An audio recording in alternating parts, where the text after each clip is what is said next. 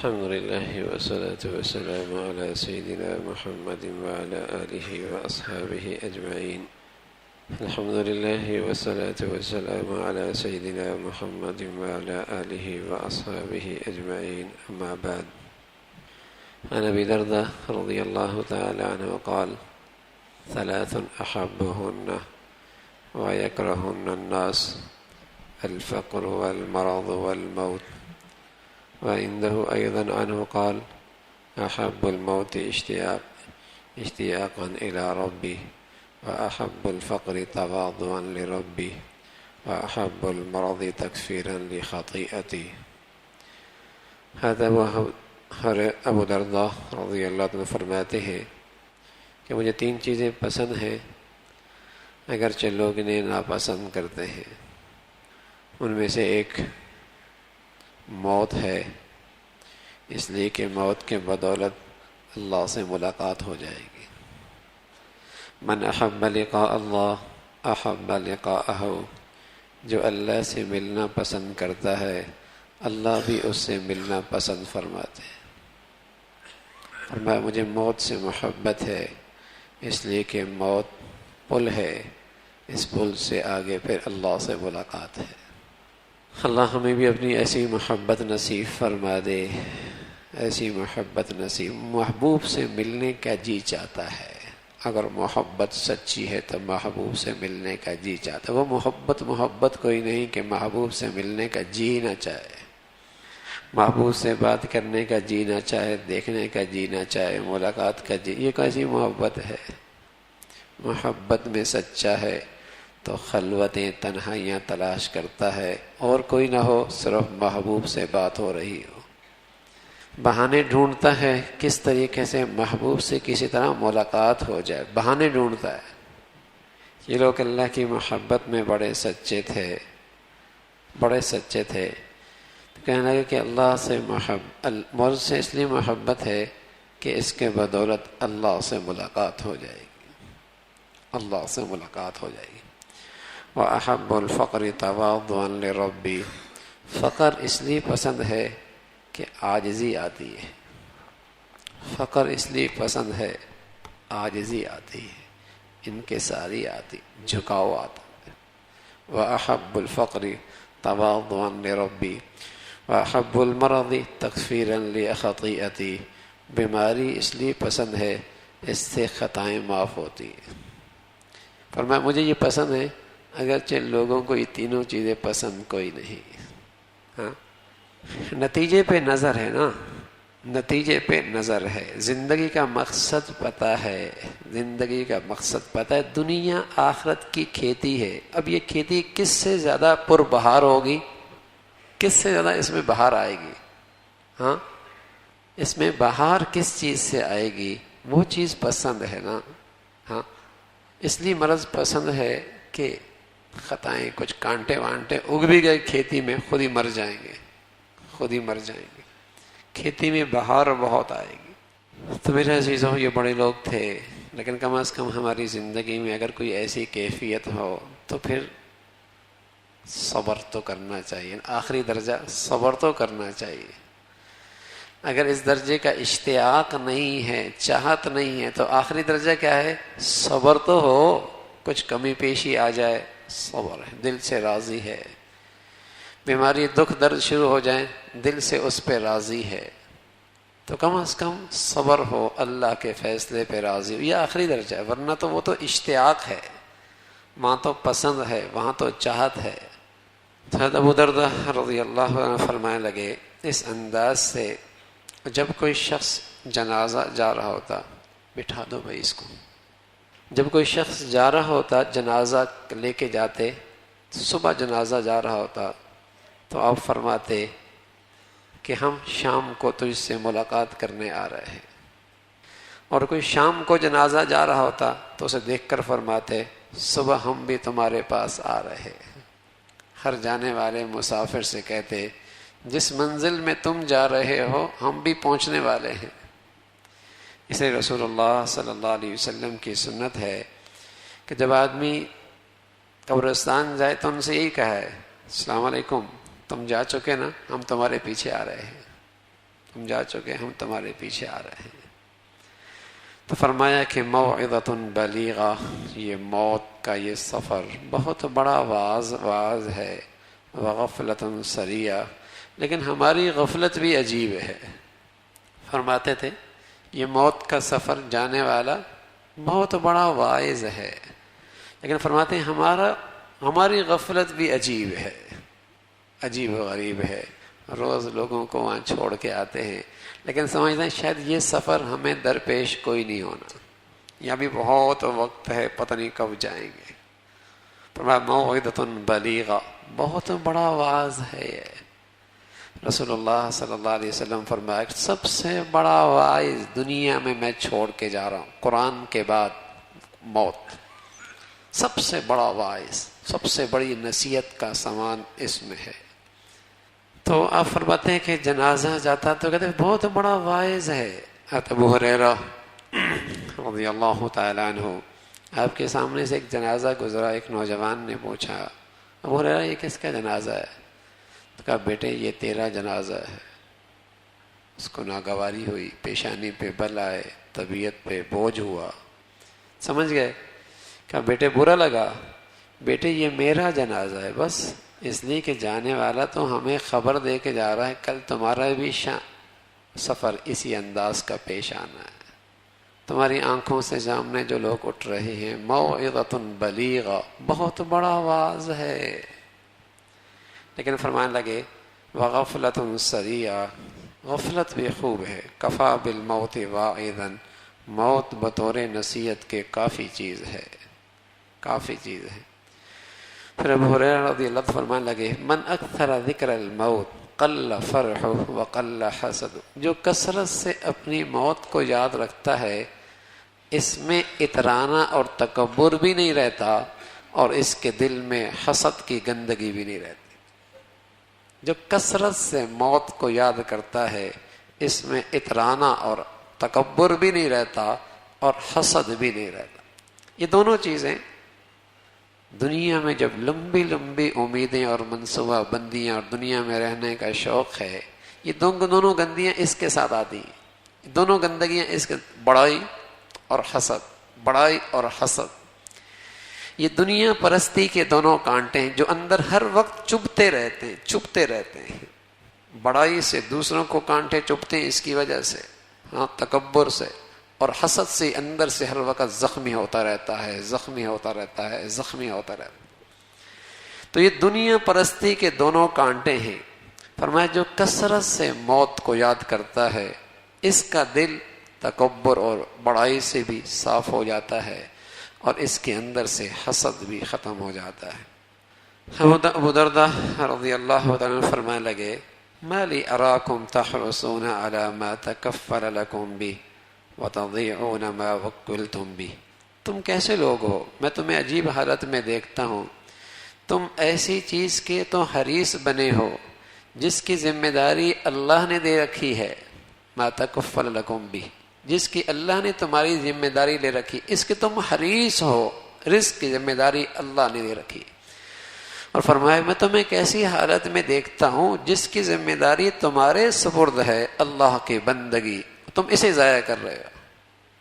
جو اللہ کے سپرد ہے، اللہ نے طے کر رکھا ہے، علی اللہ رزق ہوا، میری اوپر لازم ہے اس کی روزی، بھیجا ہے تو میں ضرور دوں گا اسے، اللہ اپنے ذمے لے لیا اللہ نے۔ فرمایا اس میں تم خوب تھکتے ہو اور ایک دوسرے سے آگے بڑھنے کے حرص میں ہو، اور جو تمہاری اپنی ذمہ داری تھی جس کا اللہ نے تمہیں ذمہ دار بنایا تھا اسے تم ضائع کر رہے ہو۔ فرمایا ما لی اراکم، مجھے پتہ نہیں کیا ہوا، پتہ نہیں تمہیں کس حالت میں دیکھتا ہوں۔ تو ابو ہریرہ رضی اللہ عنہ فرمانے لگے میں تمہیں چند نصیحتیں کرتا ہوں جو تمہیں بہت نفع دیں گی، اور پھر فرمانے لگے لا تأکل الا طیبا ولا تکسب الا طیبا ولا تدخل بیتک الا طیبا وصل اللہ عز وجل یرزقک وإذا أصبحت فاعدد نفسك من الأموات فكأنك قد لحقت بهم وهب أرضك لله عز وجل فمن سيئك أو شتمك أو قاتلك فدعه لله عز وجل وإذا أسأت فاستغفر الله عز وجل. حضرت ابو درداء فرمانے لگے چند چیزیں تمہیں بتاتا ہوں، اسے اپنے پلے باندھ لو.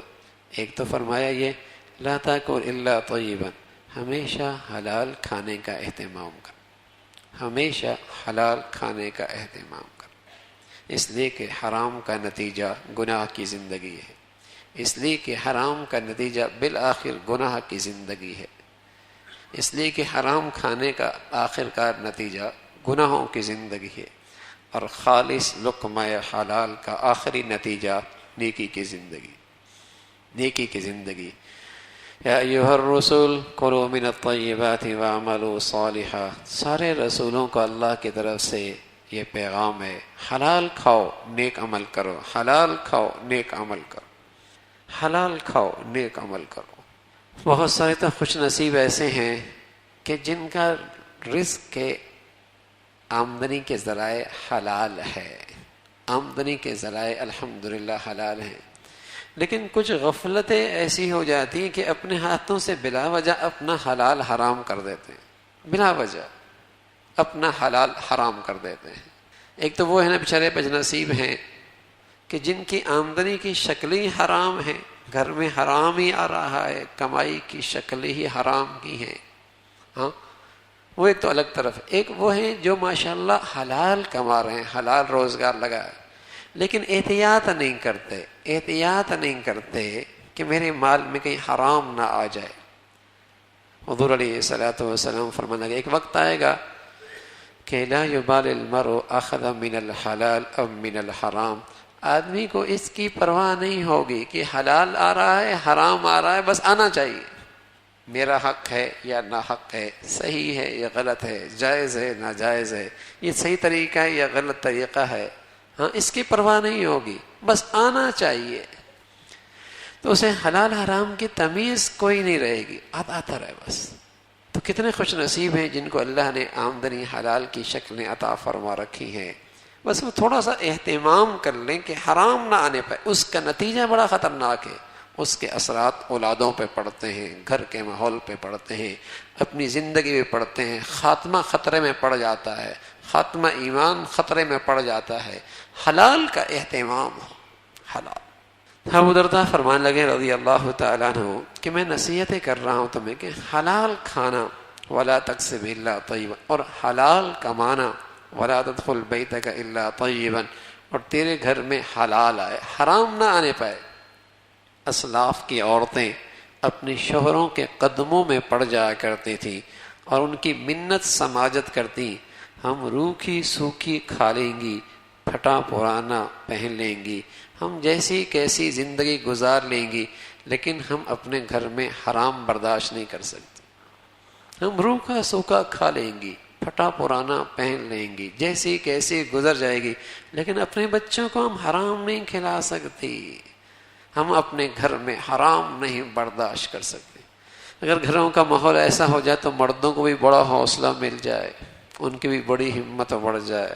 ہاں اور جب گھروں کا ماحول ایسا نہ ہو اور وہاں ہاتھ آزاد ہو جائیں کہ آیا ہے تو تجوریاں خالی کرنی ہیں، اسٹیٹس بڑھانا ہی ہیں، معیار زندگی بلند کرنی ہیں، انہوں نے حرام ہر خواہش پوری کرنی ہے، تو پھر مردوں کے لیے بھی حلال کمانا مشکل ہو جاتا ہے. تو گھر کا ایسا پاکیزہ ماحول تھا کہ وہ قدموں میں پڑ جاتے تھے. روکا سوکھا ہو جائے گا، پھٹا پرانا پہن لیں گے، جیسی کیسی ہماری حرام نہیں ہم اپنے گھر میں برداشت کر سکتے. تو مردوں کو، اولاد کو، جوانوں کو حوصلہ ملتا تھا، ہاں بھائی حرام نہیں لے کے جانا، حرام نہیں لے کے جانا. تو فرمانے لگے حلال کھاؤ، حلال کماؤ، تمہارے گھر میں حرام نہ آنے پائے. وَإِذَا أَصْبَحْتَ، اور جب صبح کرو تو اپنے آپ کو مردوں میں شمار کرو کہ پتہ نہیں آج شام کا سورج غروب ہوتے ملتا ہے یا نہیں ملتا، پتہ نہیں آج شام کا سورج غروب ہوتے ملتا ہے نہیں ملتا. اور جب شام کرو تو خیال کرو صبح سورج نکلتا نظر آتا ہے یا نہیں آتا. یہ جو سورج نکلتا ہے نا پھر غروب ہوتا ہے، یہ خبردار کر کے جاتا ہے تیری زندگی کی شام ہو گئی ہے، غروب ہونے ہی والا ہے.